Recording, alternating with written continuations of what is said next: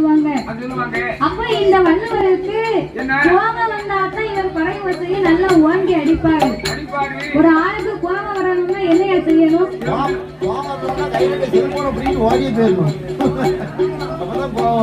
நீ சொன்னதுதான் கரெக்ட். சும்மா நிக்கிறவங்கள ஓங்கி அடிச்சா கூட போனா போறான் அப்படின்னு விட்டுருவாங்க. ஆனா செல்போனை வச்சு உபயோகம் பண்ணிக்கிட்டு இருக்காங்க பாரு. அவங்க கையில இருந்து போனை மட்டும் முடிவிட்டோம்னா அவ்வளவுதான். ஏன்னா உலகமே இன்னைக்கு அந்த செல்போன்ல தான் ஓடிக்கிட்டு இருக்கு.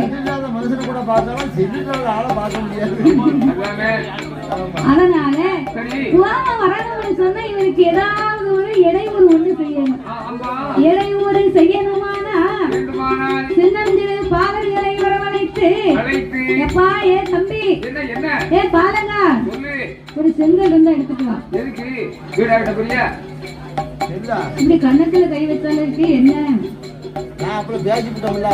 அப்படியா?